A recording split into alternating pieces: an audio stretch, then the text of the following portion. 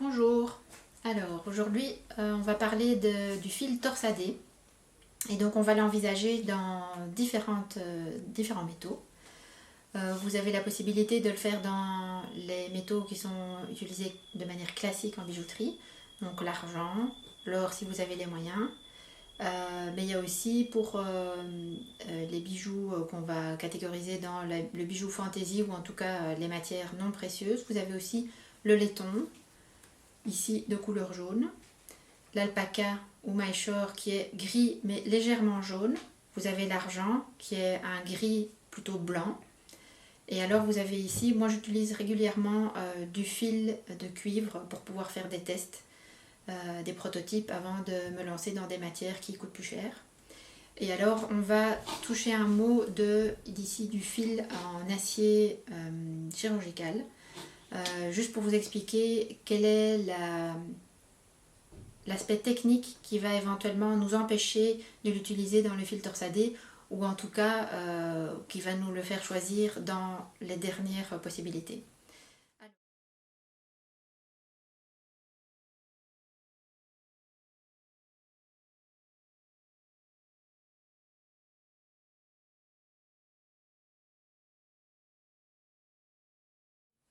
Alors, pour pouvoir faire le fil torsadé, j'ai préparé quelques outils. Donc on a le maillet en bois, on a des pics à brochettes, on a les baguettes type baguette chinoise pour manger.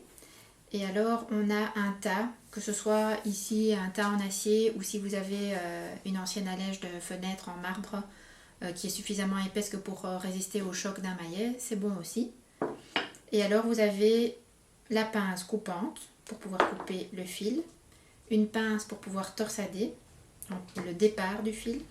Et alors moi j'ai un petit étau à main que j'ai trouvé sur une brocante. Vous pouvez trouver aussi différents étaux chez les marchands d'outillage pour bijouterie. Et vous en avez aussi dans les magasins de bricolage. Et alors j'ai aussi ce modèle-ci qui est un petit étau qu'on va visser avec comme un serre-joint. Simplement avec un système de vis pour venir le bloquer sur un coin de mon établi ou de ma table.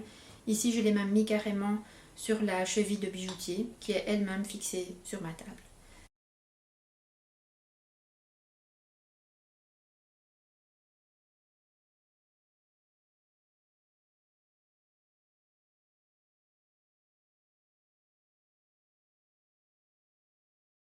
Donc on va partir avec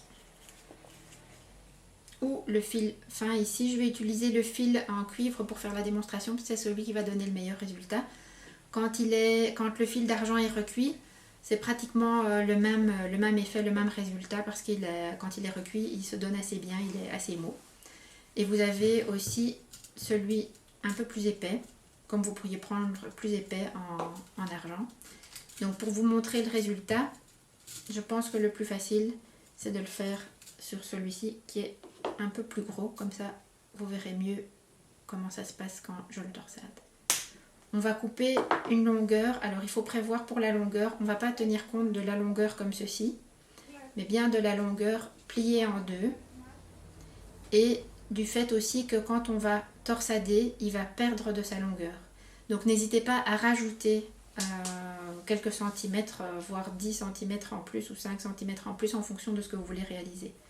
Donc on le plie en deux, on va croiser ici en haut et on va commencer à le torsader comme ceci.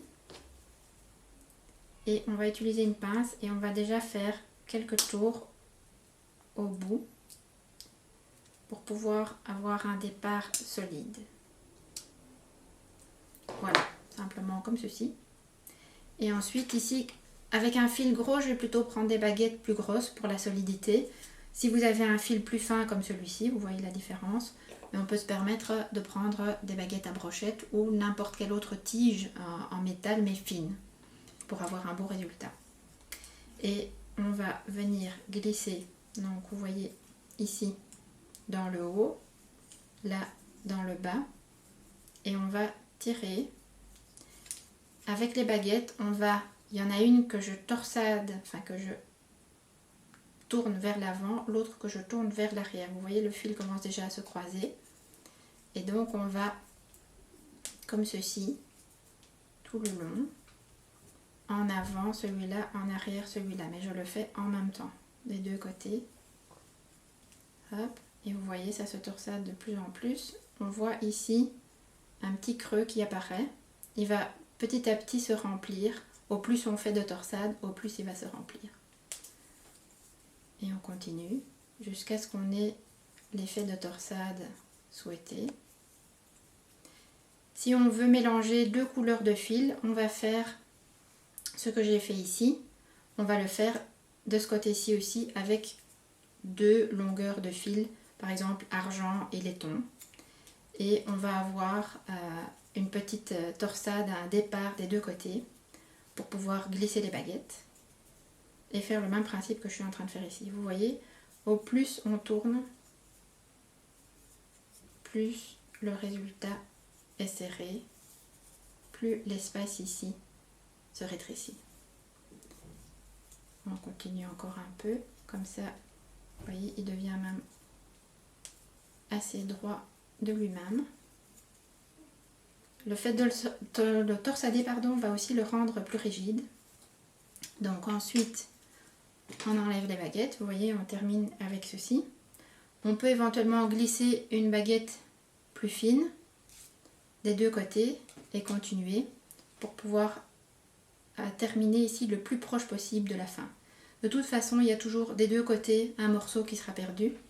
On va essentiellement utiliser la partie ici entre les deux arrondis.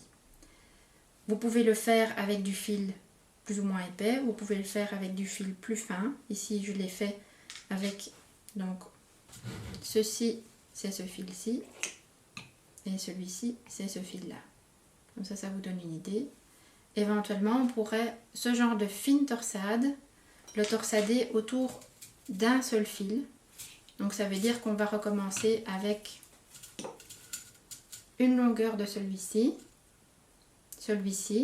on coupe, on torsade là pour le départ, on glisse la baguette et puis on recommence le même principe que j'ai montré. Et ça veut dire que là, c'est le fil torsadé qui va s'enrouler autour du fil simple, ce qui donnera encore un autre effet. Alors, donc j'ai testé dans les deux épaisseurs de cuivre. Vous pouvez le faire, comme j'ai dit, en argent, en alpaca ou maillechort, en laiton. Ça donne bien aussi sur le fil carré. Donc en fait, un fil carré ou d'une autre forme que le carré, vous allez pouvoir avoir sur un seul fil une torsade. Et pour ça, il faut simplement le coincer dans l'étau ici. Un côté avec l'étau serré, l'autre côté avec ceci. Et même principe, vous tournez jusqu'à obtenir la torsade souhaitée.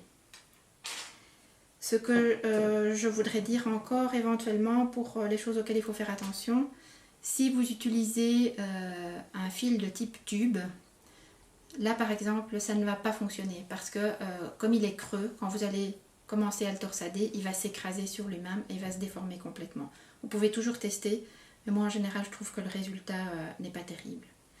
Donc voilà, j'espère que au niveau de cette technique-là, ça vous a aidé. N'hésitez pas à faire des mix avec différents métaux, à utiliser déjà des fils torsadés à mélanger avec un fil simple ou deux fils torsadés déjà avec éventuellement deux couleurs différentes. Il y a vraiment moyen d'avoir un panel de résultats finaux assez variés. J'espère que ça vous aura aidé.